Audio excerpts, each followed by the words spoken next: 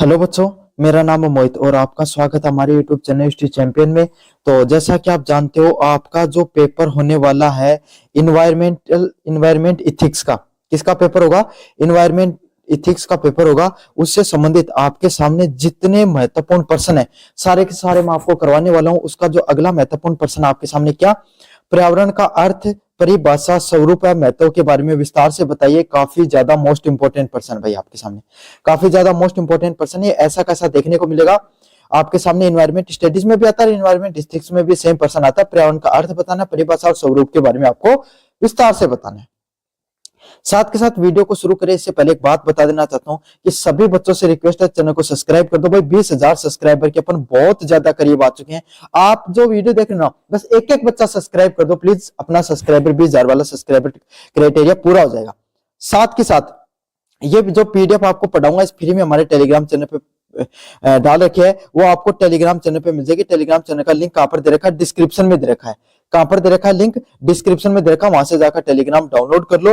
और कोने में जो व्यू प्रोडक्ट वाला ऑप्शन है, कौन सा ऑप्शन है? व्यू प्रोडक्ट वाला ऑप्शन है। इस पे क्लिक करके अगर फ्लिपकार्ट मिंत्रा से कोई प्रोडक्ट खरीदोगे, सबसे ज्यादा डिस्काउंट आपको देखने को मिलेगा। जाओ और जाकर प्रोडक्ट खरीद लो। पहला प्रश्न है, पर्यावरण के अर्थ व परिभाषा के बारे में बताइए। पर्यावरण है वो सब, पर्यावरण शब्द दो शब्दों के मेल से बना है। परि मतलब चारों ओर, आवरण मतलब घेरा। मतलब जो पर्यावरण शब्द अपन देख रहे हैं ना, ये दो प्रकार के शब्दों से बना हुआ है। इसका अर्थ क्या होता है? परि का अर्थ क्या होता है आपके सामने? चारों ओर। परि का अर्थ क्या होता है आपके सामने भाई? चारों ओर। और आवरण का अर्थ होता है घेरा हुआ। तो पर्यावरण का अर्थ यह है कि चारों ओर से घेरा हुआ। समझ में आएगा? तो कोई भी शब्द को अपन पढ़ते हैं तो उसको क्या करना चाहिए भाई? सबसे पहले उस शब्द को तोड़कर अगर अपन पढ़ते हैं तो अच्छे से समझ में आता है। तो परि का अर्थ होता है चारों ओर, आवरण मतलब घेरा हुआ। तो चारों ओर घेरा हुआ अर्थ इसका सही होता है। वैज्ञानिक दृष्टि से वे सभी भौतिक, रासायनिक व जैविक कारक जो जीव या समुदाय को प्रभावित करते हैं वो पर्यावरण के नाम से जाने जाते हैं। मतलब वे सभी भौतिक, रासायनिक व जैविक कारक जो जीव या समुदाय को प्रभावित करते हैं। मतलब इस प्रकार के आपके सामने जीव और समुदाय आपके सामने जो क्या करते हैं, कोई भी आपके सामने कोई भी जो समुदाय होता है उसको भौतिक रूप से, फिजिकली, केमिकली और आपके सामने बायोलॉजिकली आपके सामने क्या करते हैं? उनको प्रभावित करने का काम करते हैं। समझ में आ गया? उसी को क्या कहा जाए? पर्यावरण के नाम से जाना जाता है। जैसे आपके सामने क्या करता है, आप हवा है, हवा के बिना किसी मनुष्य, जीव जंतु का आप क्या कर सकते हो? जीवन है वो संभव हो सकता है क्या? नहीं हो सकता। क्या पानी के बिना हो सकता है क्या? नहीं हो सकता। क्या आपके सामने उसके बिना हो सकता है क्या? आपके सामने तापमान के बिना हो सकता है क्या? तो सिर्फ आपके सामने मनुष्य ही इस जीवन में, मनुष्य है ना, वही सिर्फ आपके सामने अकेला वो चीज नहीं है जिसके कारण ये पूरी दुनिया चलती है। इस दुनिया में सभी के सभी कारक आपके सामने वो महत्वपूर्ण है आपके सामने, किसके लिए? पर्यावरण को चलाने के लिए। तो यही आपके सामने पर्यावरण के अंदर जितने भी भौतिक, रासायनिक और जैविक कारक होते हैं, वही आपके सामने पर्यावरण को चलाने के लिए महत्वपूर्ण होते हैं। समझ में आ गया? अगले वाला पॉइंट है पर्यावरण का स्वरूप। पर्यावरण का स्वरूप किस प्रकार से देखने को मिलता है, इसके बारे में भाई अपन अच्छे से जानेंगे।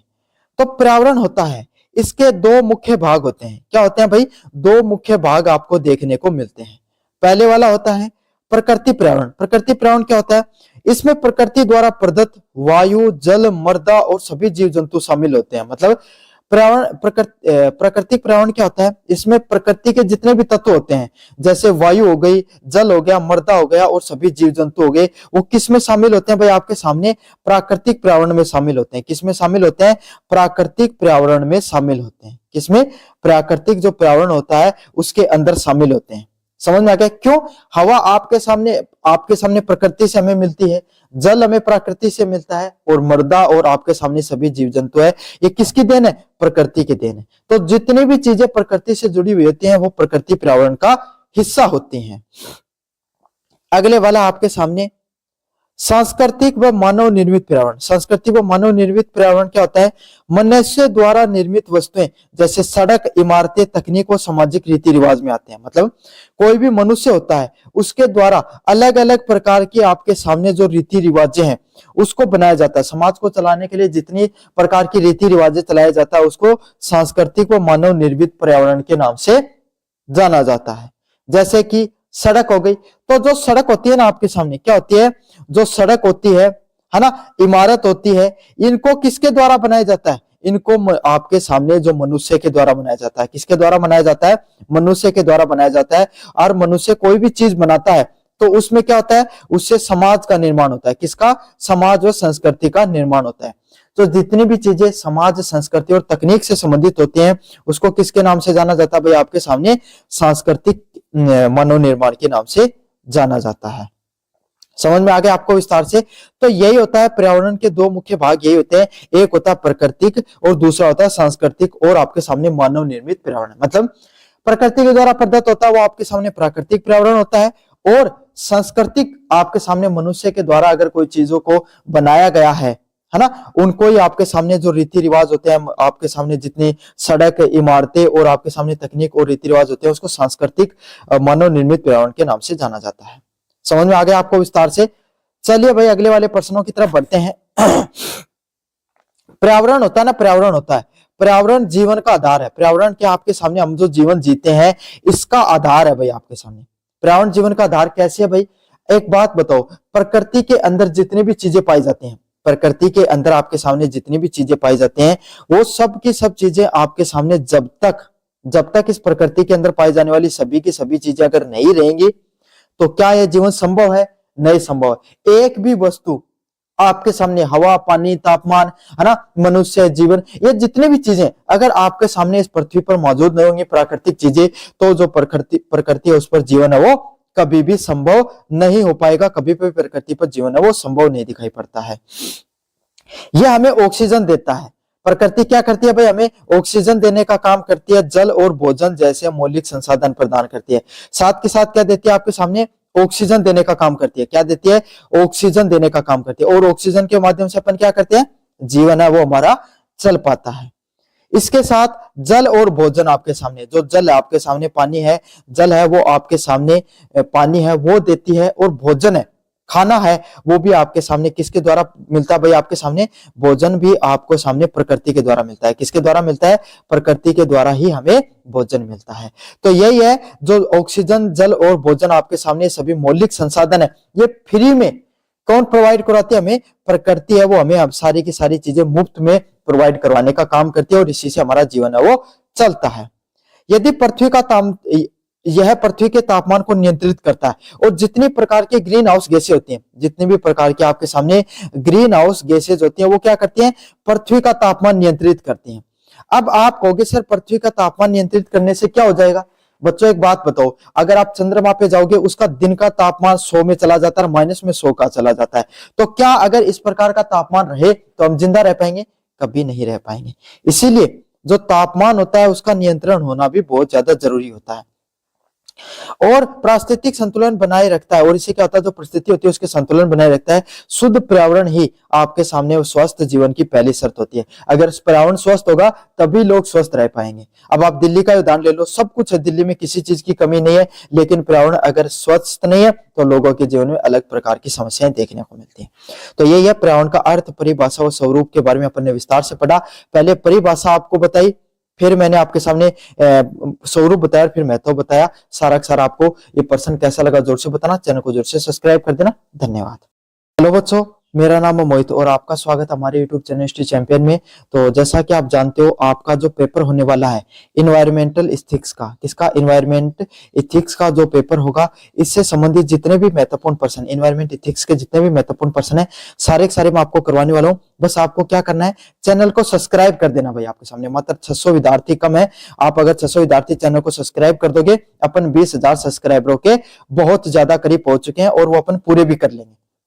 समझ में आ गया? तो सभी बच्चे सब्सक्राइब कर देना। और जो ये प्रश्न पढ़ाऊंगा पर्यावरण नैतिकता से आप क्या समझते हैं, इसके महत्व प्रमुख सिद्धांतों का वर्णन कीजिए। इसकी जो पीडीएफ पढ़ा रहा हूं ये फ्री में हमारे टेलीग्राम चैनल पे उपलब्ध है। कहां पर है? फ्री में हमारे टेलीग्राम चैनल पे उपलब्ध है। जाओ और जाकर पढ़ो, फायदा उठाया करो फ्री के नोट्स के, बहुत इजी लैंग्वेज में हर सब कुछ, और यहीं से प्रश्न आते हैं आपके सामने। पिछला पेपर सारा यहीं से आया था। तो जाओ, टेलीग्राम चैनल का लिंक डिस्क्रिप्शन में दे रखा है। अगर आपको नहीं मिलती है तो कमेंट कर दो नीचे, मैं डाल दूंगा आपको, खुद डाल के दूंगा आपको। बस आप टेलीग्राम चैनल को ज्वाइन करो, बस आपका यही काम है। जो जो मैं बताता रहा हूं उतना करते रहो। साथ के साथ जो कोने में व्यू प्रोडक्ट वाला ऑप्शन है, इस पे क्लिक करके अगर कोई भी प्रोडक्ट खरीदोगे सबसे ज्यादा आपको डिस्काउंट देखने को मिलेगा। क्या होगा? आपको सबसे ज्यादा डिस्काउंट है वो आपको देखने को मिलेगा। चलिए शुरू करते हैं आपके सामने क्लास की तरफ। पर्यावरण नैतिकता से अपन क्या समझते हैं, इसका क्या महत्व और इसके प्रमुख सिद्धांत क्या होते हैं, उसके बारे में वर्णन करेंगे। यह नैतिकता की वो शाखा है जो मनुष्य व प्रकृति के बीच में नैतिक संबंधों को निर्धारित करती है। नैतिकता क्या होती है भाई आपके सामने? जो हमारे संस्कार होते हैं, जो हमारे कर्तव्य होते हैं, आपके सामने क्या होते हैं, अपने जो हमारे कर्तव्य होते हैं, वो सब आपके सामने किसके नाम से जाने जाते हैं भाई? नैतिकता के नाम से जाने जाते हैं। किसके नाम से जाने जाते हैं भाई? नैतिकता के नाम से जाने जाते हैं। समझ में आ गया? तो मनुष्य और प्रकृति के बीच में जो नैतिक संबंध होते हैं उसी को नैतिकता के नाम से जाना जाता है।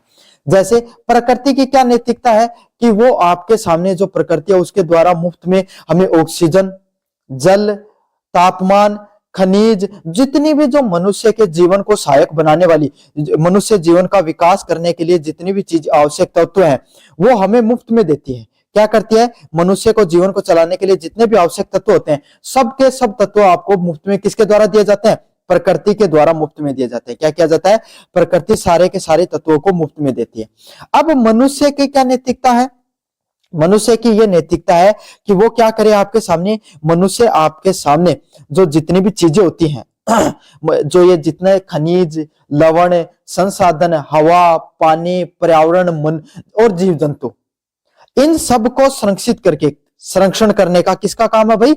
मनुष्य का काम है। तो मनुष्य का यही कर्तव्य है कि वो हमें प्रकृति के द्वारा जितने भी मुफ्त में चीजें मिली है, असीमित नहीं है, सीमित मात्रा में, तो इनको हमें बचाकर रखना किसका काम है भाई?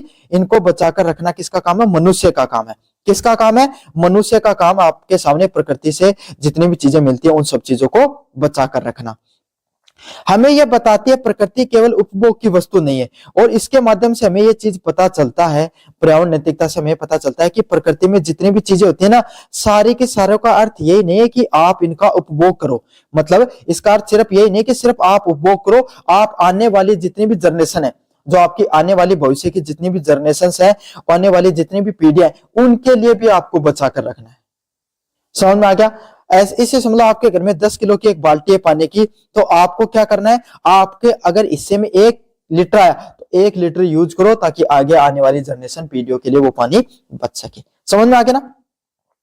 बल्कि इनका संरक्षण करना ही हमारा कर्तव्य है। मनुष्य का यही काम है कि वो प्रकृति में जितनी भी चीजें पाई जाती हैं सभी की सभी चीजों को संरक्षित करना चाहिए। यह मनुष्य का पहला कर्तव्य है। अगले वाला प्रमुख सिद्धांत क्या होता है? समान अधिकार। प्रकृति पर केवल मनुष्य का ही नहीं बल्कि सभी प्राणियों, वनस्पतियों और को जीने का अधिकार है। ये जो आप प्रकृति देख रहे हो ना, ये अपने किसी एक व्यक्ति की जागीर नहीं है। अपन जमीन खरीद कर कह लेते हैं अरे इसके तो अपन मालिक है। इस दुनिया में कोई भी किसी भी मनुष्य का, आपके सामने किसी भी जीव जंतु की ये मालिक, कोई भी ये पृथ्वी है ना, इस पे कोई भी चीज है उसके आप कभी भी मालिक नहीं बन सकते। क्यों? क्योंकि आप तो आज आए हो, कल चले जाओगे।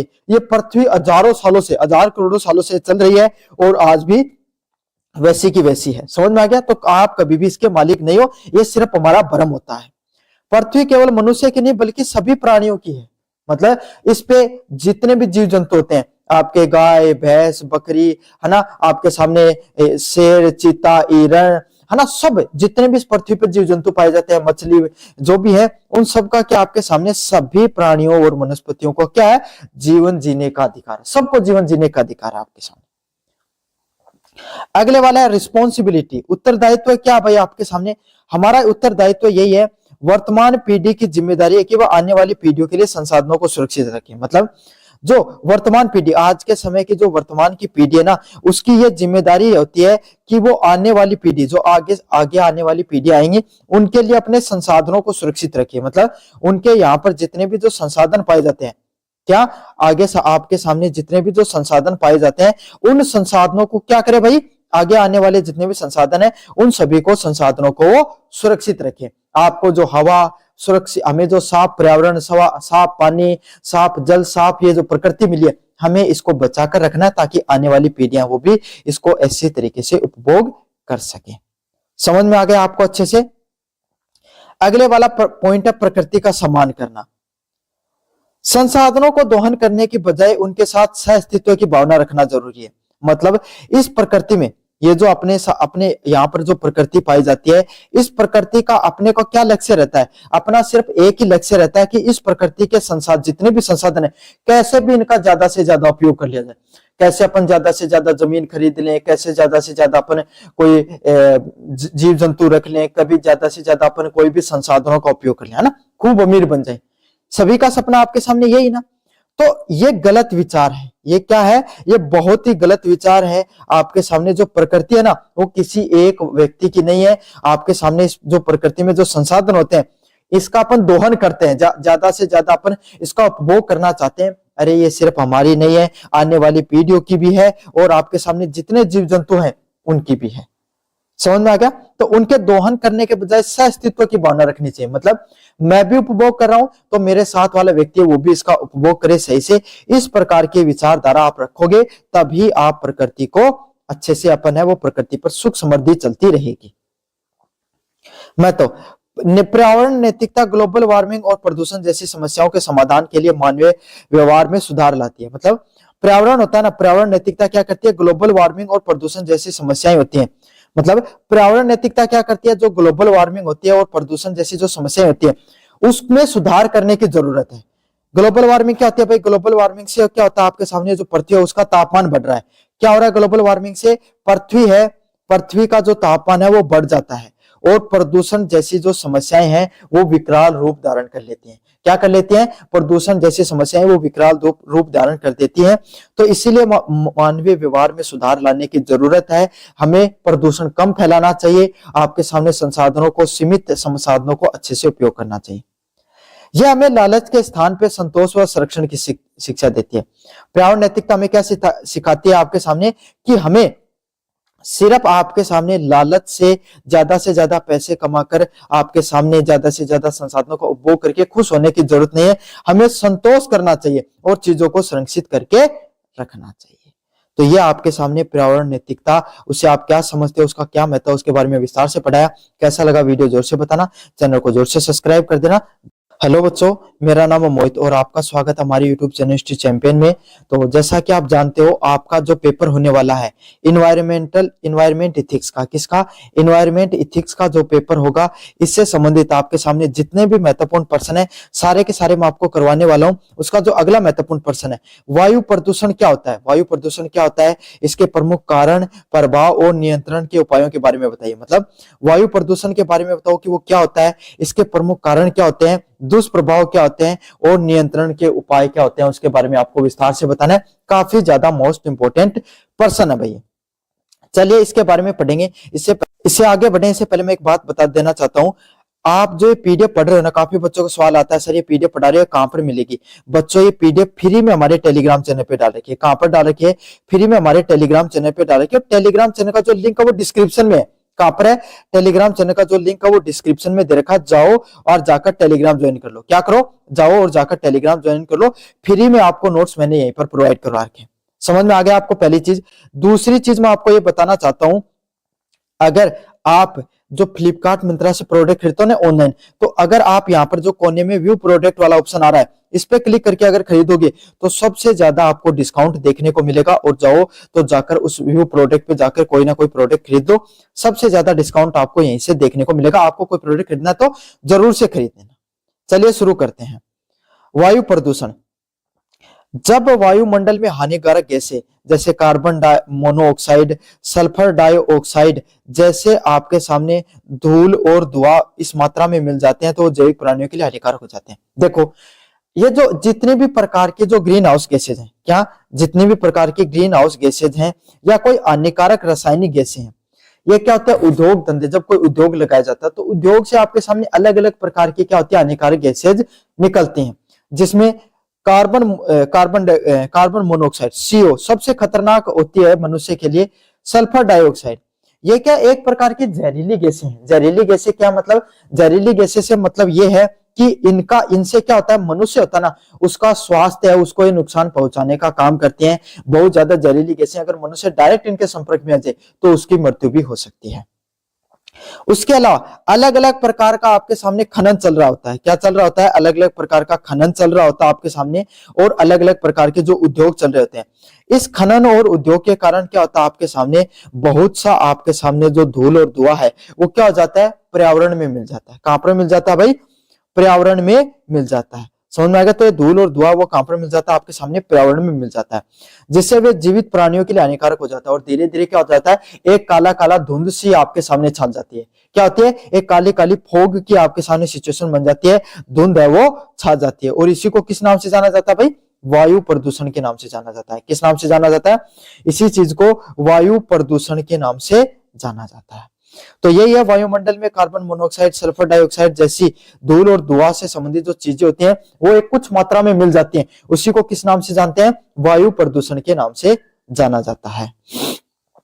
अब वायु प्रदूषण होता है, उसके प्रमुख कारण क्या होते हैं? क्या होते हैं? वाहनों और उद्योगों से निकलने वाला जहरीला धुआं।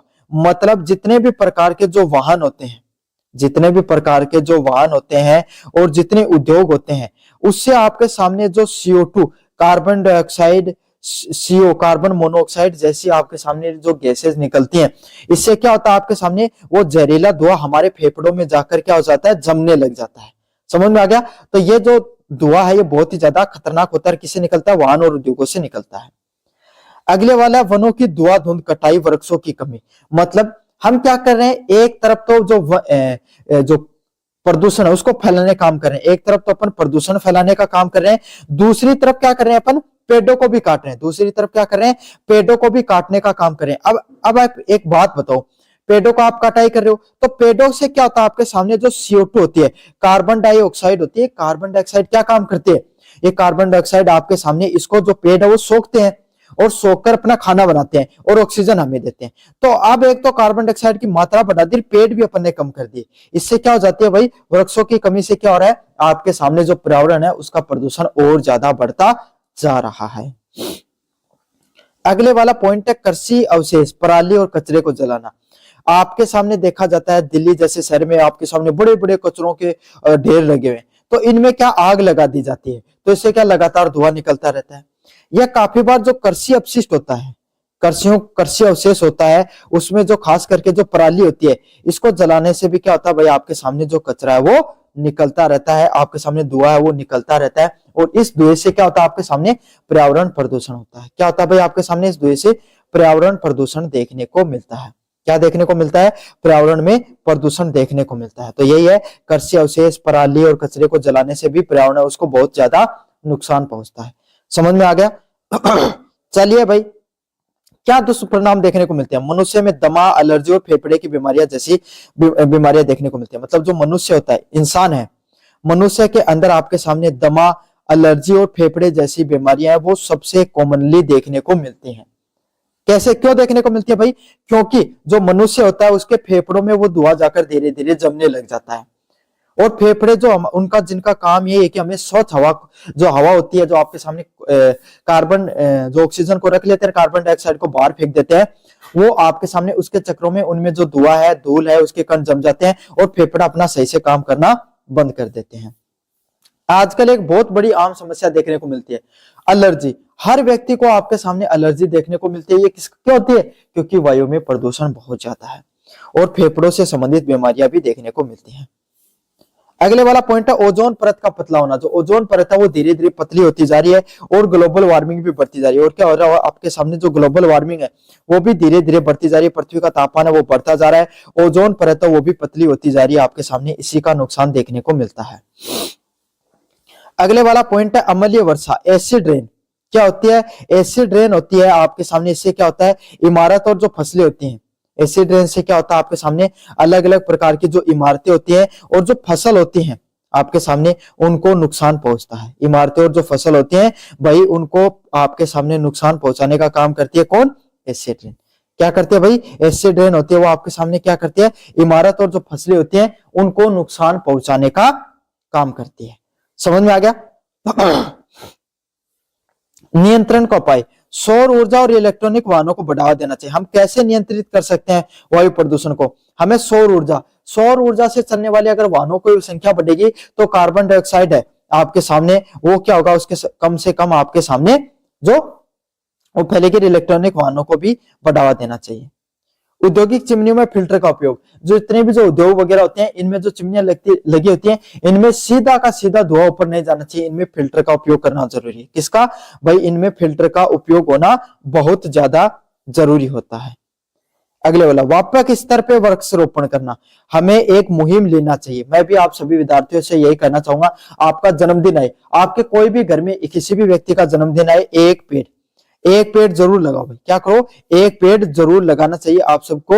इसी तरीके से अगर सभी लोग आपके सामने अपने जन्मदिन पर एक एक पेड़ लगाएं तो इससे क्या होगा, व्यापक स्तर पे वृक्षारोपण होगा, जिसका बहुत ज्यादा फायदा देखने को मिलेगा। तो वायु प्रदूषण क्या होता है, इसके प्रमुख कारण क्या होते हैं, दुष्प्रभाव क्या होता है, इसके बारे में विस्तार से जाना। कैसा लगा वीडियो जोर से बताना, चैनल को जोर से सब्सक्राइब कर देना। धन्यवाद। हेलो बच्चों, मेरा नाम है मोहित और आपका स्वागत हमारे यूट्यूब चैनल हिस्ट्री चैंपियन में। तो जैसा कि आप जानते हो, आपका जो पेपर होने वाला है इन्वायरमेंट इथिक्स का, किसका जो पेपर होने वाला है, इन्वायरमेंट इथिक्स का पेपर होगा। उससे संबंधित जितने भी महत्वपूर्ण आपके सामने प्रश्न होने वाले हैं, सारे मैं करवाने वाला हूँ। अगला महत्वपूर्ण प्रश्न है, जल प्रदूषण के स्रोतों की विवेचना कीजिए तथा जल प्रदूषण के रोकने के उपाय बताइए। मतलब जल प्रदूषण क्या होता है भाई, जल प्रदूषण, उसके बारे में आपको बताना है, किस प्रकार से जल प्रदूषण फैलता है और जल प्रदूषण को रोकने के लिए हमें क्या क्या करना चाहिए, उसके बाद उपायों के बारे में बताना है। काफी ज्यादा मोस्ट इंपोर्टेंट प्रश्न है, आपको अच्छे से करके जाना है। इस प्रश्न को मैं आगे पढ़ाऊं इससे पहले आपको क्या करना है भाई, सबसे पहले चैनल को सब्सक्राइब कर देना। सभी बच्चों से रिक्वेस्ट है, चैनल को जोर से सब्सक्राइब कर दो। क्यों, अगर आप चैनल सब्सक्राइब करोगे तो आपको नोटिफिकेशन मिल जाता है, समझ में आ गया। और 20,000 सब्सक्राइबर के अपन बहुत ज्यादा करीब है, तो सभी बच्चों से रिक्वेस्ट है, प्लीज चैनल को जोर से सब्सक्राइब कर दो। और ये जो पीडीएफ पढ़ा रहा हूं, ये फ्री में हमारे टेलीग्राम चैनल पे पड़ी हुई, तो पढ़ो, फ्री में कोई चीज मिल रही है उसका फायदा उठाओ। लोग तो पैसे ले रहे हैं, मैं फ्री में दे रहा हूं आपको। कहां पर मिल रही है, टेलीग्राम चैनल है, वहां पर आपके सामने सारी चीजें फ्री में मिल रही है।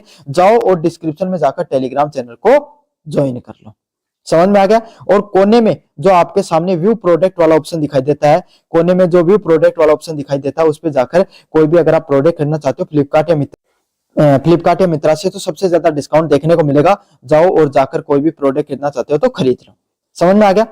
चलिए बढ़ते हैं अगले वाले प्रश्न की तरफ। जल प्रदूषण, जल की भौतिक या रासायनिक गुणों में ऐसा हानिकारक परिवर्तन जो पीने या कृषि योग्य करने न छोड़े। अब आप देखो, भारत की नदियां ना, भारत की नदियों को अगर आप देखते हो तो वो नदियां कम आपके सामने नाले में ज्यादा परिवर्तित हो जाती हैं। होता है ना भाई ऐसा। अब चाहे आप इसको कितना भी बुरा मानो, आपको कितना भी सुनने में चीज बुरी लगे, लेकिन ये वास्तविकता है। सबकी बात मैं कर रहा हूं, जो छोटी नदियां होती है ना आपके सामने, खास करके जो सहायक नदियां होती हैं, है ना, क्या तो भारत में 12 नदियां कम है, और जो है वो आपके सामने क्या हो जाती है भाई, आपके सामने नाले में ज्यादा परिवर्तित हो जाती है। क्यों हो जाती है, क्योंकि जो नदियां होती हैं उसके बीच में शहर आते हैं, तो उन शहरों का जितना सीवरेज का जो पानी होता है वो उनके अंदर डाल दिया जाता है, समझ में आ गया। उसके अलावा उद्योग होते हैं, उद्योगों से जो कचरा निकलता है, क्या उद्योगों से जो कचरा उद्योग होता है उससे जो अपशिष्ट निकलता है, उसका जो हानिकारक पानी होता है, रसायनिक युक्त पानी, वो उसमें डाल दिया जाता है।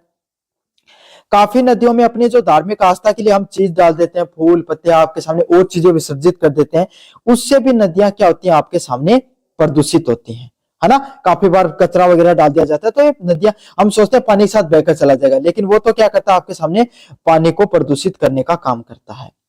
तो जल प्रदूषण का अर्थ होता है जल के भौतिक या रासायनिक गुणों में जो परिवर्तन देखने को मिलता है, उसको जल प्रदूषण के नाम से जाना जाता है। किसके नाम से जाना जाता है भाई, जल प्रदूषण के नाम से जाना जाता है।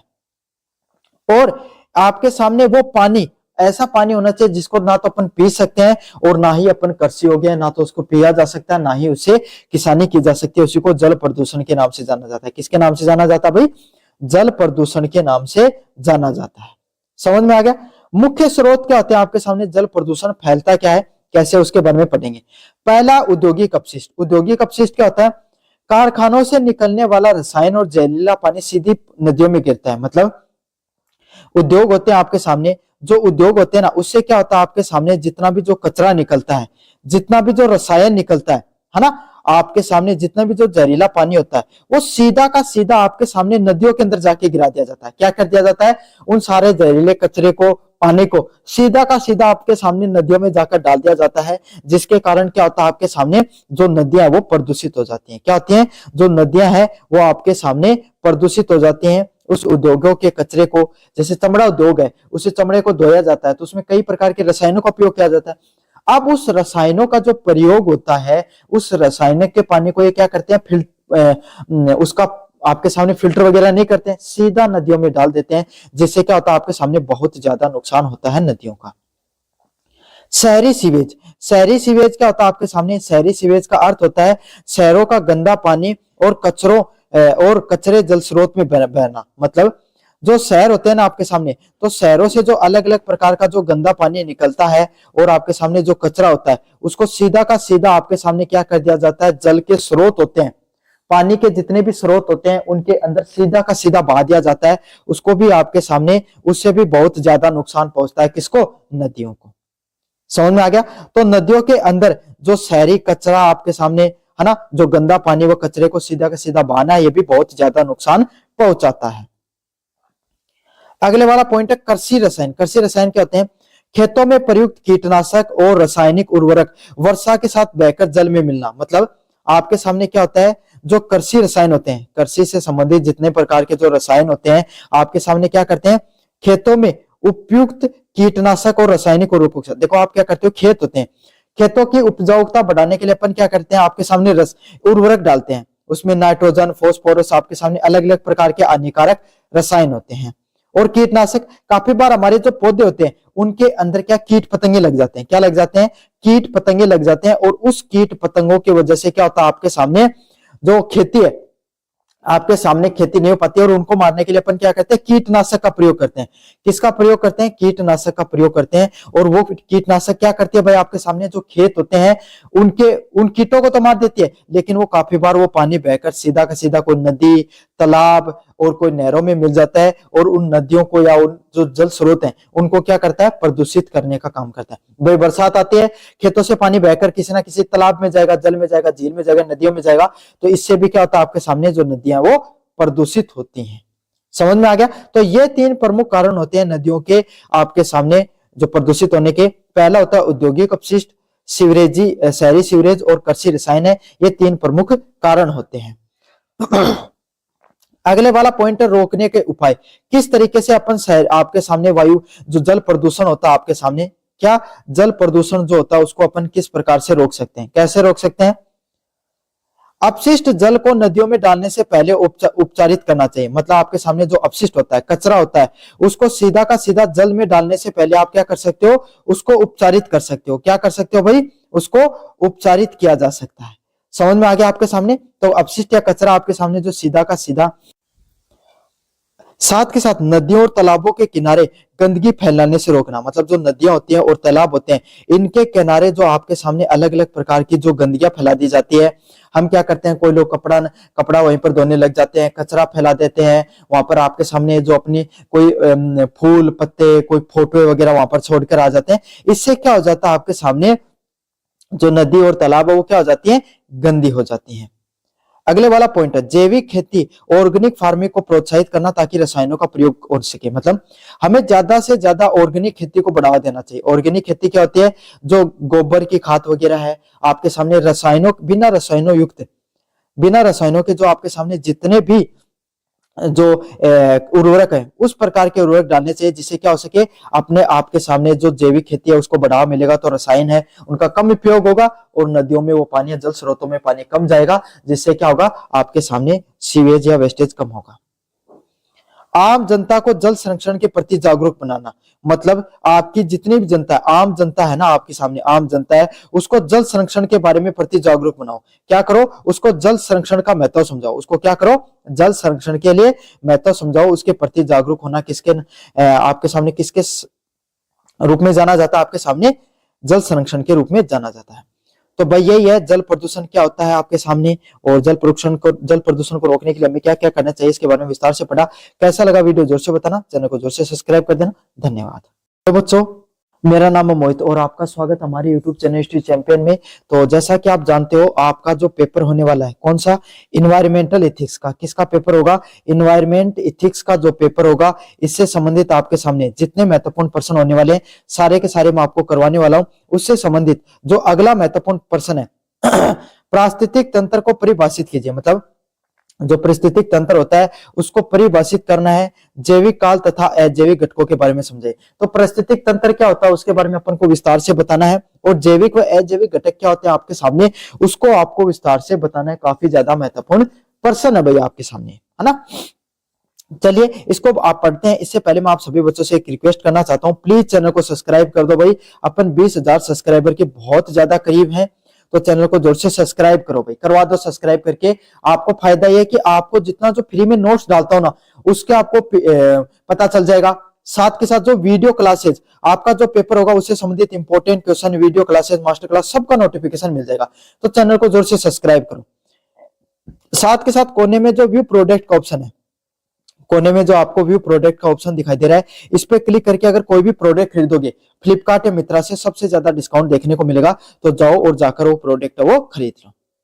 चलिए शुरू करते हैं भाई आपके सामने।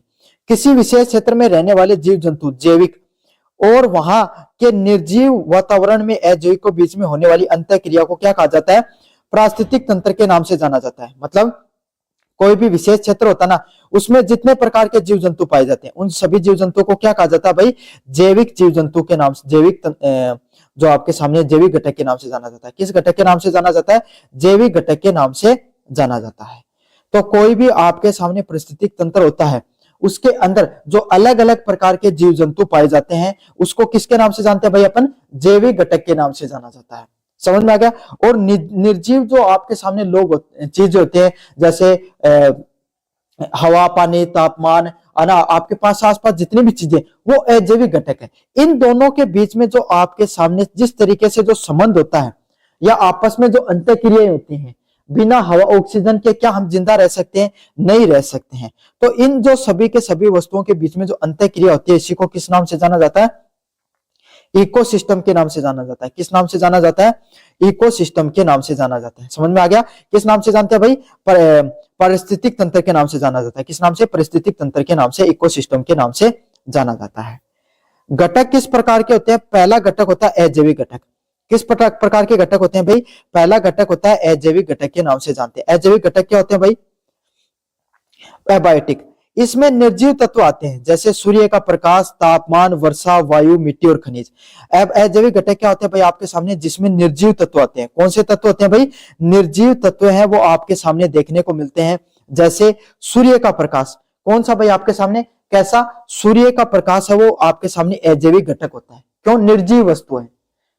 प्रकृति में पाए जाने वाले जितने भी जो निर्जीव तत्व होते हैं उसको क्या कहते हैं अपन? आपके सामने अजैविक घटक का नाम से जानते हैं। और इसका प्रमुख उदाहरण क्या है? सूर्य का प्रकाश है वो निर्जीव तत्व होता है। तापमान ये भी निर्जीव तत्व है, प्रकृति से हमें मिलती है तो अजैविक घटक होगा। वर्षा, वायु और मिट्टी और खनिज है सारे के सारे क्या है? अजैविक तत्व है। कैसे तत्व है? अजैविक तत्व है। और आपके सामने किस में आते हैं? आपके सामने एबायोटिक कंपोनेंट में आते हैं। ये जीवों को जीवित रहने के लिए परिस्थितियां बनाते हैं। मतलब ये जितनी भी जो वस्तुएं अजैविक घटक आपको बता रहा हूं ये जीव हैं, जितने भी जीव जंतु हैं उनको जीवित रहने की परिस्थितियों के बारे में बताते हैं। उनके जीवित रहने के लायक आपके सामने परिस्थितियां हैं उसको बनाते हैं। समझ में आ गया। क्यों? अगर वायु नहीं होगी, अगर ये जैविक घटक नहीं होगी, तापमान सही नहीं होगा, वर्षा सही से नहीं होगी, सूर्य का प्रकाश सही से नहीं होगा, वायु मिट्टी सही से नहीं होगी, तो क्या जीव जंतु या जो जैविक घटक है वो सही से रह पाएंगे? कभी भी नहीं रह पाएंगे। तो जीव जंतुओं के लिए जीवन प्रदान करने का काम कौन करते हैं भाई? ये अजैविक घटक करते हैं। अगले वाला पॉइंट है जैविक घटक। इसमें सभी जीव प्राणी आते हैं। इसको 3 श्रेणी में बांटा जाता है। मतलब जितने भी जीव जंतु आते हैं वो कौन से में आते हैं भाई? आपके सामने बायोटिक कंपोनेंट में आते हैं। कौन से कंपोनेंट में आते हैं? बायोटिक कंपोनेंट में आते हैं। बायोटिक कंपोनेंट के नाम से इनको जाना जाता है। पहला टाइप है उत्पादक। कौन सा टाइप है आपके सामने? पहले वाले कौन होते हैं आपके सामने? उत्पादक। बायोटिक कौन होते हैं? हरे पौधे जो अपना स्वयं भोजन बनाते हैं। उत्पादक कौन होते हैं भाई आपके सामने? जो अपना उत्पादन या अपना भोजन स्वयं बनाने का काम करते हैं। उनको कौन से घटक के नाम से जाना जाता है? जैविक घटक के नाम से जाना जाता है। किस नाम से जाना जाता है? जैविक घटक के नाम से जाना जाता है। समझ में आ गया। अगले हैं उपभोक्ता। अगले वाले क्या आपके सामने? उपभोक्ता क्या होते हैं? जो अपने भोजन के लिए पौधे और जीवों पर निर्भर रहते हैं। मतलब उपभोक्ता क्या होते हैं भाई आपके सामने? जो अपना भोजन बनाने के लिए किस पर निर्भर करते हैं? पौधे और अन्य जीव पर आपके सामने जो निर्भर रहते हैं उसको उपभोक्ता के नाम से जाना जाता है। जैसे पेड़ पौधे होते हैं ना वो क्या करते हैं भाई आपके सामने? सूर्य के प्रकाश से अपना खुद का खाना खुद बनाते हैं। इस पृथ्वी पे सिर्फ एकमात्र जितने पेड़ पौधे होते हैं ना, वही उत्पादक की श्रेणी में आते हैं। क्यों? वो अपना खुद खाना बनाते हैं। अब आप कहोगे सर हमारी मम्मी भी खुद खाना बनाती है। अरे बेटा नहीं, वो आपके सामने जो उत्पादक, जो पेड़ पौधों से जो चीजें मिलती है ना, उससे खाना बनाती हैं, खुद से नहीं बनाते हैं। अंतर है दोनों में, आपको समझ में नहीं आएगा। खुद से अर्थ होता है कि मतलब रसायन वगैरह सब खुद मिलाकर खुद से खुद खाना बनाना, उसको उत्पादक की श्रेणी में रखा जाता है। इसमें पेड़ पौधे आते हैं सिर्फ। अपन आते हैं उपभोक्ता में। अपन उपभोक्ता में कैसे आते हैं भाई? अपन क्या करते हैं, जो पेड़ पौधे हो गए या जीव हो गए, उन पर निर्भर रहते हैं। अब एक बात सोचो, गेहूं नहीं उगेगा, कोई वस्तु नहीं हो ना, गेहूं हो, कोई जीव जंतु, कुछ खाने के लिए नहीं हो, तो क्या हम भोजन बना सकते हैं? नहीं बना सकते। लेकिन पेड़ पौधे बना सकते हैं, सूरज की किरणें और रसायन वगैरह मिल जाए तो वो बना सकते हैं। समझ में आ गया? उपघटक, सूक्ष्म जीव, इसमें शाकाहारी व मांसाहारी जीव आते हैं भाई। उपघटक क्या होते हैं? सूक्ष्म जीव बैक्टीरिया, जो मृत शरीर को सड़ाकर मिट्टी में मिला देते हैं। उपघटक क्या होते हैं भाई? जो चीजें मृत्यु को प्राप्त हो गई है, उन सब चीजों को आपके सामने गलाकर, सड़ाकर, फिर से मिट्टी में मिलाना और उस मिट्टी को उपजाऊता बनाए रखना। मतलब उस मिट्टी होती है, उसकी उपजाऊता बनाए रखना किसका काम होता है भाई? उपघटकों का काम होता है। समझ में आ गया? तो ये था आपके सामने जो प्रश्न, पारिस्थितिक तंत्र क्या होता है, जैविक व अजैविक घटक क्या होते हैं, इसके बारे में मैंने विस्तार से पढ़ाया। आपको कैसा लगा वीडियो जरूर से बताना, चैनल को जोर से सब्सक्राइब कर देना और अपने दोस्तों को जोर से शेयर कर देना। धन्यवाद बच्चों, मेरा नाम है मोहित और आपका स्वागत हमारे यूट्यूब चैनल हिस्ट्री चैंपियन में। तो जैसा कि आप जानते हो, आपका जो पेपर होने वाला है, कौन सा? इन्वायरमेंटल इथिक्स का। इन्वायरमेंट इथिक्स का जो पेपर होगा, उससे संबंधित आपके सामने जितने महत्वपूर्ण प्रश्न है, सारे के सारे मैं आपको करवाने वाला हूं। उससे संबंधित जो अगला महत्वपूर्ण प्रश्न है, क्या पोषी स्तर क्या होता है, खाद्य श्रृंखला व खाद्य जाल का वर्णन कीजिए। मतलब पोषी स्तर के बारे में आपको बताना, वो क्या होता है, खाद्य श्रृंखला व खाद्य जाल के बारे में आपको विस्तार से बताना है। काफी ज्यादा मोस्ट इंपॉर्टेंट प्रश्न है, काफी ज्यादा मोस्ट इंपॉर्टेंट प्रश्न है। आपको क्या करना है, अच्छे से इस प्रश्न को करके जाना। ये प्रश्न आएगा, ये समझ में आ गया? साथ के साथ आपको क्या करना है, चैनल को सब्सक्राइब करना भाई। चैनल को सब्सक्राइब कर दो। मात्र और मात्र आपके सामने 20,000 सब्सक्राइबर, 20,000 सब्सक्राइबर के अपन 500 सब्सक्राइबर कम है, तो सब्सक्राइब कर दो भाई। आप भी इस फैमिली का हिस्सा मिल जाओ और आपका ये फायदा होगा कि मैं कोई भी वीडियो डालूंगा ना, उसका नोटिफिकेशन आपको मिल जाएगा। समझ में आ गया? तो आपको नोटिफिकेशन मिल जाएगा। साथ के साथ कोने में जो व्यू प्रोडक्ट वाला ऑप्शन दिखाई दे रहा है, क्या दिखाई दे रहा है? कोने में जो व्यू प्रोडक्ट वाला ऑप्शन दिखाई दे रहा है, इस पे क्लिक करके अगर फ्लिपकार्ट मित्रा से कोई प्रोडक्ट खरीदोगे, सबसे ज्यादा डिस्काउंट आपको देखने को मिलेगा। जाओ और जाकर कोई भी प्रोडक्ट खरीदना चाहते हो तो खरीद लो। चलिए अब क्लास को शुरू करते हैं। साथ के साथ जो मैंने बाकी के प्रश्न भी पढ़ा रखे हैं, उनका लिंक आपको प्ले लिस्ट में मिल जाएगा। कहां पर मिलेगा? प्ले लिस्ट में उनका लिंक मिल जाएगा। जाओ और जाकर आपके सामने पढ़ लो भाई। पौष्टिक स्तर, ट्रॉपिकल लेवल में किसी पारिस्थितिक तंत्र में ऊर्जा के प्रवाह के विभिन्न चरणों की पौष्टिक स्तर कहते हैं। मतलब जो पौष्टिक स्तर क्या होता है, ट्रॉपिक लेवल क्या होता है, ट्रॉपिक लेवल क्या होता है आपके सामने, किसी पारिस्थितिक तंत्र में ऊर्जा प्रवाह के विभिन्न चरणों को पौष्टिक स्तर के नाम से जाना जाता है। मतलब कोई भी पारिस्थितिक तंत्र होता है ना, उसमें ऊर्जा प्रवाह के आपके सामने जो अलग अलग प्रकार के जो चरण पाए जाते हैं, उसको किसके नाम से जाना जाता है भाई? पौष्टिक स्तर के नाम से जाना जाता है। किस स्तर के नाम से जाना जाता है? पौष्टिक स्तर के नाम से जाना जाता है। सूर्य से ऊर्जा सबसे पहले पौधे प्रथम स्तर में आते हैं, फिर अन्य जीव में पहुंचती है। मतलब सूर्य से ऊर्जा होती है आपके सामने, वो कहां से आती है आपके सामने? पौधे का जो प्रथम स्तर होता है ना, उसमें आती है। अब सबसे सीधी सीधी बात है, जब ऊर्जा जो आती है ना सूर्य की, वो सबसे पहले कहां पर आती है? पौधों में आती है। और पौधों को क्या बोला जाता है? प्रथम स्तर के नाम से जाना जाता है। किस नाम से जाना जाता है? प्रथम स्तर के नाम से जाना जाता है। किस नाम से जाना जाता है? प्रथम स्तर के नाम से जाना जाता है। समझ में आ गया? तो सूर्य की ऊर्जा सबसे पहले पौधों में आएगी और आपके सामने क्या करते हैं, वही पौधे आपके सामने उस सूर्य की ऊर्जा का उपयोग करके फोटोसिंथेसिस के माध्यम से क्या करते हैं? खाना पकाने का काम करते हैं। समझ में आ गया? चलिए भाई आपके सामने अगले वाले प्रश्न की तरफ बढ़ते हैं। खाद्य श्रृंखला, फूड चेन क्या होती है? क्या होती है भाई आपके सामने? Food chain. फूड चेन क्या होती है भाई आपके सामने? यह जीवों का वो सीधा क्रम होता है जिससे एक जीव दूसरे जीव को खाता है और ऊर्जा का स्थानांतरण होता है। मतलब खाद्य श्रृंखला क्या होती है भाई? एक जीव आपके सामने दूसरे जीव को खाता है। एक मिनट में आपको इसको और विस्तार से बता देता हूं, इसमें कम ही बताया गया। इसमें क्या होता है, जो सूर्य की ऊर्जा होती है ना, उससे क्या होता है, प्रथम स्तर पे जितने पेड़ पौधे पाए जाते हैं ना, वो क्या करते हैं आपके सामने सूर्य से अपना खाना बना लेते हैं। सूर्य का आपके सामने तापमान से अपना खाना बना लेते हैं। यह प्रथम स्तर होता है। फिर द्वितीयक स्तर आता है। द्वितीयक स्तर में आपके सामने क्या होता है, द्वितीयक स्तर में जो पेड़ पौधे को खाकर, है ना, आपके सामने भोजन करने वाले जो वस्तु होते हैं वो आते हैं। कौन से होते हैं उसके अंदर, शाकाहारी जीव। जितने भी शाकाहारी जीव होते हैं वो क्या करते हैं, आपके सामने पेड़ पौधों को खाकर है अपना जीवन चलाते हैं। अब कहोगे सर मैं तो ना मांसाहारी नहीं, मैं तो मांस नहीं खाता हूं, मैं भी शाकाहारी, लेकिन मैं तो पेड़ पौधों को नहीं खाता हूं। तो बेटा आप गेहूं खाते होंगे, चना खाते होंगे, आप चावल खाते होंगे, किसी का भी भोजन करते हो, तो बेटा वो भी तो आपके सामने भोजन ही है ना, भोजन। पेड़ पौधे हैं उसी का तो अंग है। तो इसीलिए इसको द्वितीयक स्तर के नाम से जाना जाता है। द्वितीयक स्तर में वो आते हैं जो शाकाहारी जीव होते हैं, पेड़ पौधों को खाकर अपना भोजन चलाते हैं। फिर आता है टर्सरी स्टेज और आपके सामने तृतीयक स्टेज। तृतीय स्टेज में क्या होता है आपके सामने, इसमें मांसाहारी जीव आते हैं। कौन से आते हैं, मांसाहारी जीव आते हैं। मांसाहारी जीव क्या करते हैं आपके सामने, जितना भी जो भोजन होता है, मांसाहारी जीव क्या करते हैं आपके सामने, जितना भी जो भोजन होता है आपके सामने, शाकाहारी जीवों को खाकर अपना पेट पालने वाले लोगों को मांसाहारी जीवों के नाम से जाना जाता है। और इसके अंदर डिकम्पोजर भी देखने को मिलते हैं। ये क्या करते हैं, जो चाहे शाकाहारी हो चाहे मांसाहारी जीव हो, जब वो उसकी मृत्यु को प्राप्त हो जाता है तो उनको खाकर मिट्टी में मिलाने का, डिकम्पोज करने का काम करते हैं। उसी को क्या कहा जाता है आपके सामने, लास्ट स्टेज आपके सामने।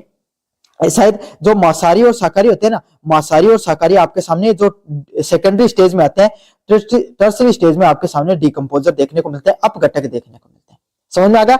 सबसे नीचे उत्पादक, जो पेड़ पौधे आपके सामने जो खुद का खाना बनाते हैं वो उत्पादक होते हैं आपके सामने। फिर आपके सामने उपभोग करने वाले लोग कौन से आते हैं, शाकाहारी या मांसाहारी जीव, है ना, वेजिटेरियन या नॉन वेजिटेरियन देखने को मिलते हैं। और ऊपर वाले डिकम्पोजर होते हैं, उपघटक होते हैं, वो आपके सामने जो इन सबको खाकर अपना जो इनको मिट्टी में मिलाने का काम करते हैं, उपघटक के नाम से जाना जाता है। अगले वाला खाद्य श्रृंखला या फूड चेन। क्या होती है फूड चेन, यह जीवों का सीधा क्रम होता है। फूड चेन क्या होता है, सीधे का सीधा जो जीव है एक दूसरे जीव को खाकर अपने जीवन यापन चलाने वाला होता है, उसको क्या कहा जाता है, खाद्य श्रृंखला के नाम से जाना जाता है। किस नाम से जाना जाता है, खाद्य श्रृंखला के नाम से जाने जाता है। आपके सामने खाद्य श्रृंखला, इसके अंदर एक जीव दूसरे जीव को खाकर अपना काम चलाता है तथा ऊर्जा का इसमें स्थानांतरण होता है। उदाहरण के लिए घास होती है ना, घास को कौन खाता है आपके सामने, टिड्डे आपके सामने टिड्डी होती है ना, टिड्डी क्या करती है भाई आपके सामने, घास को खाती है। आप सबको पता है टिड्डी आई थी तो उन्होंने अपने सारे फसलों को चट कर दिया था।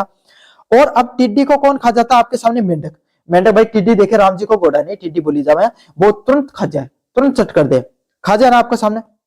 या और कोई कीट पतंगा भी ले सकते हो। अब उस मेंढक को कौन खा जाता है, सांप ने मेंढक दियो जब दे गाल जाओ मुंडा, है ना, उसको कौन खा जाता है आपके सामने, सांप है, वो मेंढक को चटक करने का काम करता है। और फिर सांप को मोर निपटा सकता है, या फिर सांप को आपके सामने गिर्द वगैरह उठा ले जाती है। सांप को मोर की बजाय गिर्द समझ लो, क्या होते हैं, गिर्द है वो उठा ले जाती है। समझ में आ गया। तो इस प्रकार से ये पूरी की पूरी चेन चलती रहती है, एक जीव है वो दूसरे जीव को खाता रहता है। तो आप कहोगे सर सांप है ना चूहे को भी तो खाता है, क्या करता है सांप वो चूहे को भी तो खाता है, बिल्कुल खाता है। तो एक ही चैन नहीं होती है, जो पर्यावरण होता है उसमें अलग अलग प्रकार के जो जीव हैं वो एक दूसरे को खाते रहते हैं, एक दूसरे पर निर्भर रहते हैं। ये चैन बहुत बड़ी होती है। क्या है ये चैन, है ना, आपके सामने छोटी नहीं होती है, बहुत बड़ी चैन होती है। सारे जीव जंतु एक दूसरे को खाकर अपना पेट भरने का काम करते हैं। कोई घास खाता है, अपन मनुष्य होते हैं वो क्या करते हैं, आपके सामने जो पेड़ पौधे होते हैं उससे निकलने वाले फल व फूलों को पकाकर खाने का काम करते हैं, है ना। तो ये चैन बहुत बड़ी होती है और विस्तृत रूप से देखने को मिलती है। समझ में आ गया आपको अच्छे से। अगले वाला पॉइंट है खाद्य जाल। प्रकृति एक जीवन केवल एक परिवार एक प्रकार का ही भोजन नहीं करती है। भाई ऐसा थोड़ी सांप ने कसम खा रहा कि मैं मेंढक ही खाऊंगा, वो तो आपके सामने इसको भी खा जाएगा, चूहे को भी खा जाएगा, खाता ना आपके सामने। और कोई ऐसा जीव आपके सामने उसको देखने को, जंगल में रहेगा तो आपके सामने और कोई जीव उसको मिल जाएगा जिसको वो खा सकता है, उसको भी निपटा देगा, है ना। तो यही आपके सामने एक जीव है वो एक प्रकार का भोजन नहीं करता है, अलग अलग प्रकार के आपके सामने भोजन करते हैं। जब कई खाद्य श्रृंखलाएं आपस में ऐसी प्रकार से आपके सामने कई प्रकार की खाद्य श्रृंखलाएं आपके सामने मिलती हैं, जिससे क्या होती है, एक संरचना बनती है, एक स्ट्रक्चर बनता है, एक चैन बनती है।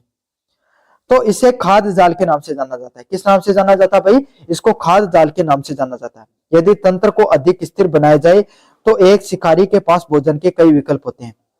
अगर अपन विस्तार से समझेंगे ना, एक सांप को जोड़ा जाए तो वो 10 प्रकार के भोजन करता है, तो 10 खाद्य जाल बन जाते हैं। तो इससे क्या होता है, आपके सामने एक जीव के पास अनेक प्रकार के विकल्प रहते हैं। अगर ऐसा नहीं होता तो आपके सामने अगर सांप ने कसम खा रखी भाई मैं तो मेंढक ही खाऊंगा, तो मेंढक इस दुनिया से खत्म हो जाते और फिर सांप की भी मृत्यु हो जाती। तो इस प्रकार से आपके सामने जो पोषी स्तर क्या होते हैं और खाद्य जाल और खाद्य श्रृंखला क्या होती है इसके बारे में विस्तार से पढ़ा। कैसा लगा वीडियो जोर से बताना, चैनल को जोर से सब्सक्राइब कर देना। धन्यवाद। हेलो बच्चों, मेरा नाम है मोहित और आपका स्वागत हमारे यूट्यूब चैनल हिस्ट्री चैंपियन में। तो जैसा कि आप जानते हो आपका जो पेपर होने वाला है इन्वायरमेंट एथिक्स का, किसका? इन्वायरमेंट एथिक्स का जो पेपर होगा उससे संबंधित जितने महत्वपूर्ण प्रश्न होने वाले हैं सारे मैं आपको पढ़ाने वाला हूँ। उसका जो अगला महत्वपूर्ण प्रश्न है, सतत विकास से आप क्या समझते हैं? सतत विकास में पर्यावरणीय तकनीकों की भूमिका को स्पष्ट कीजिए। मतलब सतत विकास क्या होता है, सस्टेनेबल डेवलपमेंट क्या होता है और सतत विकास में पर्यावरण की तकनीकों की क्या भूमिका होती है, किस तरीके से अपन सतत विकास को बढ़ावा देते हैं, उसके बारे में अपन विस्तार से पढ़ेंगे। काफी ज्यादा मोस्ट इंपोर्टेंट प्रश्न है भाई आपके सामने, ये प्रश्न एग्जाम में जरूर से देखने को मिलता है। तो आपको क्या करना है, वीडियो को पूरा देखना है। वीडियो पूरा देखोगे तब आपके सामने सारे कॉन्सेप्ट अच्छे से समझ में आएगा। साथ के साथ सभी बच्चों से एक रिक्वेस्ट करना चाहूंगा, चैनल को जरूर से सब्सक्राइब कर दो भाई। क्या कर दो? चैनल को जरूर से सब्सक्राइब कर दो आपके सामने, ताकि अपन 20,000 सब्सक्राइबरों के आसपास जरूर से पहुंच जाए। 20,000 सब्सक्राइबरों के पास अपन जरूर से पहुंच जाए। साथ के साथ आपके सामने जो कोने में व्यू प्रोडक्ट वाला ऑप्शन है, इस पे क्लिक करके अगर कोई भी प्रोडक्ट खरीदोगे फ्लिपकार्ट मिंत्रा से, सबसे ज्यादा डिस्काउंट देखने को मिलेगा। जाओ और जाकर प्रोडक्ट है वो खरीद लो। चलिए शुरू करते हैं क्लास को। सतत विकास, सस्टेनेबल डेवलपमेंट क्या होता है, इसका अर्थ और इसका अर्थ क्या होता है? देखो सतत विकास क्या होता है, विकास नामक सतत मतलब लगातार चलने वाला, सतत का अर्थ क्या होता है? लगातार चलने वाला विकास। तो ऐसा कौन सा विकास है भाई जो लगातार चल रहा है? इसका अर्थ होता है ऐसे विकास जो वर्तमान पीढ़ी की जरूरतों को भी पूरा करे लेकिन आने वाली पीढ़ियों के संसाधनों के साथ भी कोई समझौता नहीं करे। मतलब सतत विकास इस प्रकार का विकास होता है जो क्या करता है भाई, आपके सामने आपकी जो पीढ़ी है उसका भी विकास करे। अब जैसे आपका जो आपन जिस प्रकार के जो वातावरण में रहते हैं, उसके पहले आपके सामने जिस प्रकार में आपके दादाजी जिस वातावरण में रहते थे, तो वैसा वातावरण आज के समय है? नहीं है। वैसी हवा है? नहीं है। वैसा पानी है? नहीं है। वैसी जलवायु है? नहीं है। तो क्या हुआ, हमने कहीं ना कहीं सतत विकास में बाधा पहुंची है। समझ में आ गई? तो इस प्रकार से जितने भी अपने पास साफ हवा, खनिज, वातावरण आपके सामने जो पाए जाते हैं वो आने वाली पीढ़ियों के लिए भी बचा सके। अपनी क्या सोच होती है कि अपन ज्यादा से ज्यादा उपभोग कर ले, जो भी वस्तुएं हमारे पास है उनका अपन ज्यादा से ज्यादा उपयोग कर ले, आने वाली पीढ़ियों को अपने से कोई मतलब नहीं है। तो ये इस प्रकार की जो गलतियां होती हैं उसको सतत विकास की श्रेणी में नहीं आती। सतत विकास वही होता है अपना भी विकास हो और आने वाली पीढ़ियों का भी विकास देखने को मिल सके। समझ में आ गया? आपके खेत में 10 बोरी होती है, 50 फीट पे आपके सामने पानी है, तो आने वाली पीढ़ियों को भी वो सुविधाएं मिली। यह विकास और पर्यावरण संतुलन की बात करता है। किसकी बात करता है? सतत विकास इस चीज की बात करता है, विकास करो, डेवलपमेंट करो। आपके सामने डेवलपमेंट होना गलत बात नहीं, विकास होना गलत बात नहीं है, लेकिन पर्यावरण के साथ भी समझौता नहीं होना चाहिए। क्या नहीं होना चाहिए? जो हमारा पर्यावरण है इसके साथ भी किसी प्रकार का क्या नहीं होना चाहिए?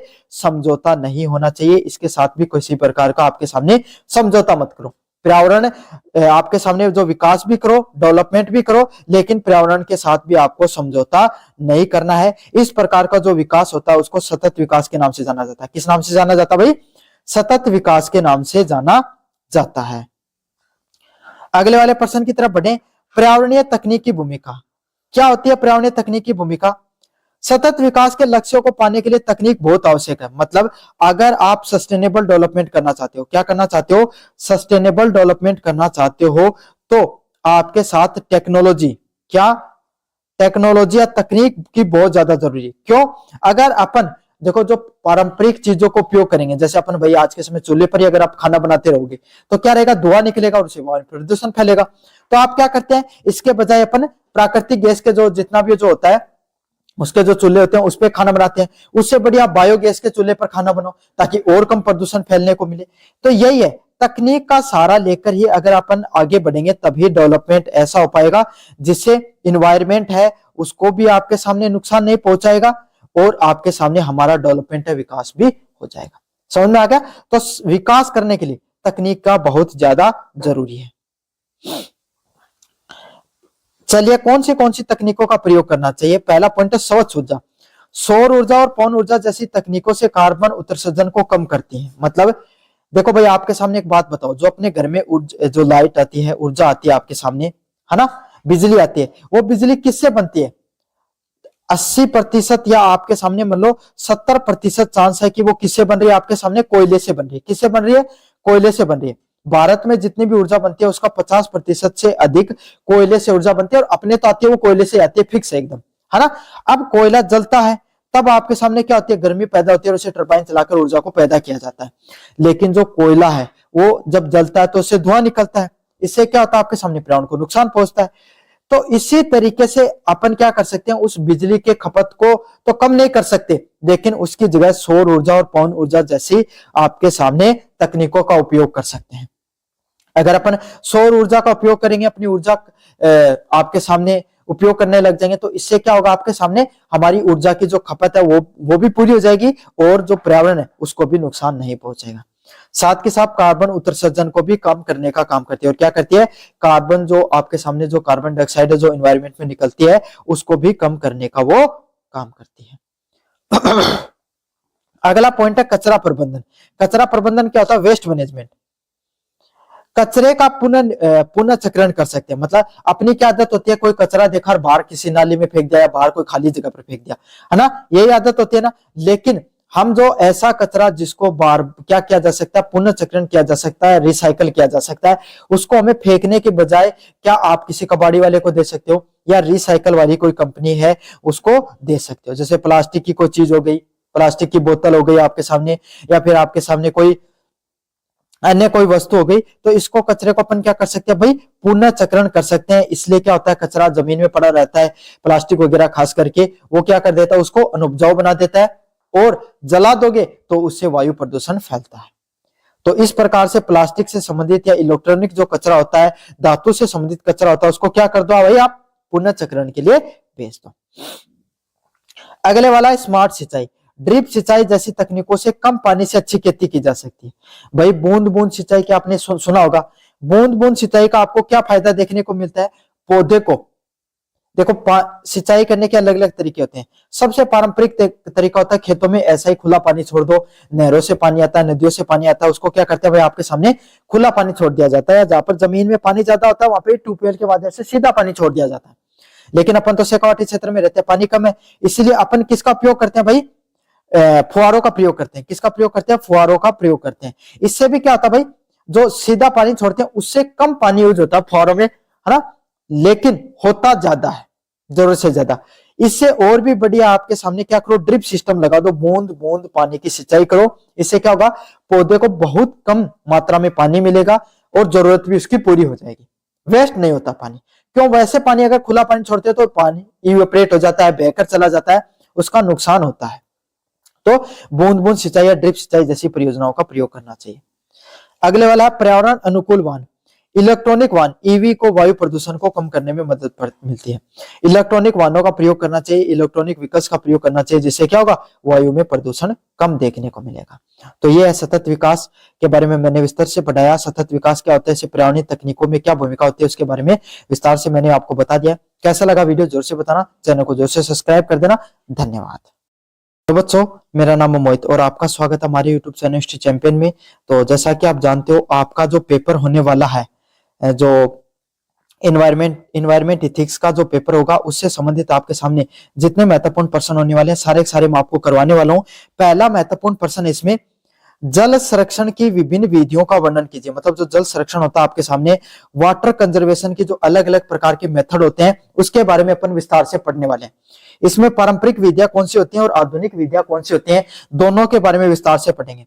जल संरक्षण के आपके सामने जो विभिन्न विधियां हैं, इसमें पारंपरिक विधि कौन सी है और आधुनिक विधि कौन सी है, उसके बारे में अपन विस्तार से जानेंगे। काफी ज्यादा मोस्ट इंपोर्टेंट प्रश्न होने वाला भाई। चलिए शुरू करते हैं। सबसे पहले जल संरक्षण को समझेंगे, उसके बाद में आपके सामने बाकी की पारंपरिक और आधुनिक विधियों के बारे में बताएंगे। लेकिन आगे बढ़े इससे पहले मैं आपको एक चीज बता देना चाहता हूं, चैनल को जरूर से सब्सक्राइब कर लो भाई। आपको कोई भी वीडियो है उसका नोटिफिकेशन नहीं मिल पाता। आप कहते हो सर ये वाला वीडियो कब डालोगे, तो वो क्यों नहीं मिल पाता? क्योंकि आपने चैनल को सब्सक्राइब नहीं कर रखा है। सब्सक्राइब करो, सारी जानकारी यहाँ पर मिल जाएगी। फ्री में नोट्स इसी चैनल पर मिल जाएंगे। साथ के साथ जो कोने में आपके सामने व्यू प्रोडक्ट वाला ऑप्शन है, कोने में जो व्यू प्रोडक्ट वाला ऑप्शन है, इस पे क्लिक करके अगर कोई प्रोडक्ट खरीदोगे फ्लिपकार्ट या मित्रा से तो सबसे ज्यादा डिस्काउंट आपको देखने को मिलेगा। जाओ और जाकर कोई प्रोडक्ट है वो खरीद लो। साथ के साथ ये जो पीडीएफ पढ़ा रहा हूं ये फ्री में हमारे टेलीग्राम चैनल पे पड़ी हुई है। कहां पर? फ्री में हमारे टेलीग्राम चैनल पे मिलेगी। जाओ और जाकर उस पीडीएफ को पढ़ लो भाई, फ्री में नोट्स डाल रखे हैं, फायदा उठाओ उस चीज का। टेलीग्राम को जोर से ज्वाइन करो। आगे बढ़ते हैं। जल संरक्षण क्या होता है? जल की बर्बादी को रोकने के लिए और इसे भविष्य के लिए संचित करने को जल संरक्षण के नाम से जाना जाता है। मतलब पानी है उसकी बर्बादी को रोका जाए और भविष्य के लिए अपन संचित करके रखें, मतलब आने वाली जनरेशन है वो भी उस पानी का फायदा उठाएं। उसको किसके नाम से जाना जाता है? भाई आपके सामने जल संरक्षण के नाम से जाना जाता है। भाई आपका कुआं है उसके अंदर आप कृषि करते हो, अच्छी बात है, लेकिन बिना बात में उसको पानी को व्यर्थ ना बहाया जाए। आप अगर खाना बना, अगर आप कपड़े धोते हो तो भाई सीधे के सीधे नल को खुला मत छोड़ो, नहाते हो तो शावर के बजाय बाल्टी के पानी से नहाओ, है ना। तो इससे क्या होगा? आपके सामने कम से कम आपके सामने पानी है उसकी जो बर्बाद होगा। तो जल की बर्बादी को रोकना बहुत ज्यादा जरूरी है ताकि भविष्य के लिए अपन क्या कर सके? उसको बचा सके, संचित कर सके। इसी को जल संरक्षण के नाम से जाना जाता है। समझ में आ गया? अब अलग अलग प्रकार की कौन कौन सी विधियां हैं जो हमारे पूर्वज है जिनका उपयोग किया करते थे जल को बचाने के लिए, है ना। कौन कौन सी पारंपरिक विधियां हैं? पहली विधि आपके सामने बावड़ी। बावड़ी क्या होती है? राजस्थान में प्रचलित सीढ़ीदार कुएं जहां पर वर्षा का जल संचरित होता है। मतलब इस प्रकार के आपके सामने जो ये ऐसे आपके सामने कुछ देखने को मिलती थी, है ना।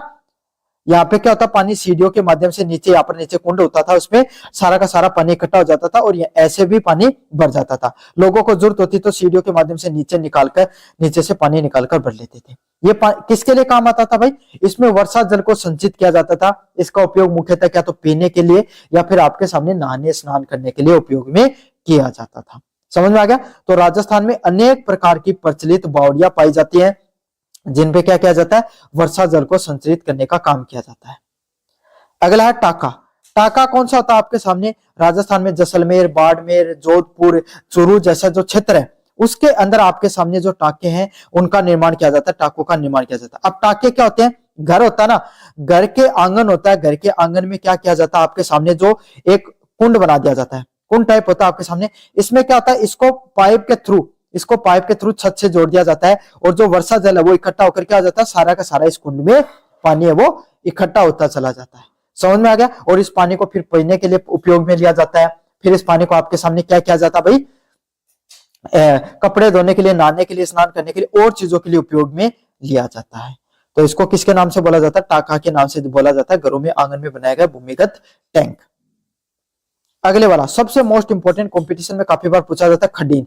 खडीन क्या होती है? ढलानों वाले खेतों में पाल बनाकर पानी को रोकनी है ताकि नमी बनी रहे। मतलब भाई पाल तो अपने खेतों में भी बनाई जाती है। जैसे अपन ये खेत है इसके ऊपर ऊंची ऊंची चारदीवारी कर देंगे। क्या कर देंगे? इसके तरफ ऊंची ऊंची चारदीवारी कर दी जाती है जिससे क्या होता है? पानी है वो वर्षा का पानी इस खेतों में बना रहे। तो ढलान वाले खेत होते हैं उसमें क्या बहकर पानी दूसरे खेतों के अंदर चला जाता है। तो इससे क्या होता है? दो नुकसान होता है। एक तो पानी आपका खेत का दूसरे खेत में चला गया, आपका खेत है उसमें नमी नहीं रही। दूसरी, पानी बहकर चला जाता है तो मिट्टी की जो ऊपरी परत होती है, मिट्टी होती है उसकी ऊपरी परत है वो भी क्या हो जाती है? आपके सामने धुलकर दूसरे खेत में चली जाती है। इससे बहुत से नुकसान होते हैं, मिट्टी की अपनी उपजाऊता खो देती है। समझ में आ गया आपको अच्छे से? तो इसको खडीन के नाम से बोला जाता है। जो खेत होते हैं, खेतों के ऊपर जो ऊंची ऊंची आपके सामने चारदीवारी की जाती है उसको खडीन के नाम से जाना जाता है।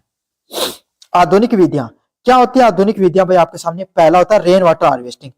छत से गिरने वाले वर्षा जल को पाइपों के माध्यम से जमीन के अंदर करना, उसको रेन वाटर हार्वेस्टिंग के नाम से जाना जाता है। मतलब रेन वाटर हार्वेस्टिंग क्या होती है? वही कुंड वगैरह में पानी को इकट्ठा करने को रेन वाटर हार्वेस्टिंग के नाम से जाना जाता है। समझ में आ गया? अब काफी जरूरी नहीं आप पानी पीने के लिए उपयोग में लो। आप क्या कर सकते हो? नॉर्मली एक कच्चा कुंड बना दिया, उसमें भी अपने छत का पानी है उसको संचित करना शुरू कर दिया। इससे क्या होगा? आपके सामने जो वो पानी है धीरे धीरे रिस कर आपके सामने इकट्ठा हो जाएगा। क्योंकि जमीन जो बारिश का, वर्षा का पानी होता है वो वैसे वेस्ट बह जाता है, नालियों वगैरह में चला जाता है। तो इससे क्या होता है? उस पानी की कोई उपयोगिता नहीं रह पाती। लेकिन अगर आप उसी पानी को रेन वाटर हार्वेस्टिंग के थ्रू किसी कुंड में संचरित करके रख लोगे तो इससे क्या होगा? आपके सामने आपका जो पानी है, भूजल है, उसमें वो पानी जाएगा, उसका उपभोग होगा और आने वाली जनरेशन आपके उपयोग में आएगा। अगले वाला ड्रिप सिंचाई, पाइपों द्वारा पानी को सीधे पौधों की जड़ों तक टपकाना। ड्रिप सिंचिंग क्या होता है आपके सामने, ऐसे पौधों को लगा दी, क्यारियों में पौधों को उगाया जाता है और एक पाइप के थ्रू, है ना, जायद फसल में, जायद फसल होती है उसमें इसका उपयोग बहुत किया जाता है। जो आपके सामने जो सब्जी उगाते हैं ना, उसमें इसका प्रयोग बहुत ज्यादा किया जाता है, क्योंकि छोटे छोटे पाइप लगा दिए, उन पाइपों के थ्रू धीरे धीरे पानी जो टपक रहा है ड्रिप सिस्टम से आपके सामने, इसलिए क्या है, उनको कम पानी देना पड़ रहा है, पानी है उसका उपयोग सही से हो रहा है। समझ में आ गया? तो पाइपों द्वारा पानी को सीधे पौधे की जड़ों में टपकाना, जिससे पानी को न्यूनतम नुकसान हो। आपके सामने पानी है, तो अगर आप सीधा खुला पानी छोड़ते ना, तो वो पानी क्या होता है, सीधा इवेपोरेट हो जाता है, वाष्पीकरण होकर आपके सामने क्या हो जाता है, हवा में उड़ जाता है, इसीलिए उसका नुकसान देखने को मिलता है। साथ के साथ काफी बार बहकर भी दूसरे खेतों में चला जाता है। इसीलिए आप क्या कर सकते हो, ड्रिप सिस्टम को लगा सकते हो, जिससे पौधों की जड़ों को भी नुकसान नहीं होगा और आपका जो आपके सामने जो पानी का भी नुकसान नहीं होगा और आपके सामने जो पौधा है वो भी मजबूत बना रहेगा। अगले वाला पॉइंट है बांध व जलाशय। बड़ी नदियों पर बांध बनाकर भारी मात्रा में जल संचित करना क्या कहलाता है आपके सामने, जो जल संचयन के नाम से जाना। अब नदियां हैं, नदियों का पानी सीधा समुद्र में बहकर चला जाता है, तो इससे क्या नुकसान होता है, मीठा पानी या पीने योग्य पानी है वो आपके सामने उसका नुकसान देखने को मिलता है। तो क्या किया जाता है, उसके लिए बड़े बड़े बांधों का निर्माण कर दिया जाता है, जिससे पानी है नदी का पानी को रोक दिया जाता है। इससे भूजल है, क्या है, भूमि का जो जल है उसका स्तर भी बना रहता है आपके सामने अच्छा खासा। साथ के साथ नदी का जो पानी समुद्र में चला जाता है उसका कोई उपभोग नहीं हो पाता, उपयोग नहीं हो पाता, उसका भी उपयोग हो सकता है आपके सामने। सिंचाई में उपयोग ले सकते हो, पीने के लिए उपयोग कर सकते हो, या आपके सामने अन्य कोई उपयोग में जो आपके मन में आए वो आप उद्योगों के लिए भी उपयोग में लिया जा सकता है। क्यों, उद्योग भी भाई आपके सामने किससे उपयोग लेंगे, आपके सामने बांध से उपयोग लेंगे, वरना भूजल का प्रयोग करेंगे तो भूजल है उसका स्तर में गिरावट देखने को मिलेगी। तो यही है जल संरक्षण की विभिन्न विधियों के बारे में अपन ने चर्चा की, उसमें पारंपरिक व आधुनिक दोनों प्रकार की विधियों के बारे में बात की। तो कैसा लगा वीडियो जोर से बताना, चैनल को जोर से सब्सक्राइब कर देना। धन्यवाद।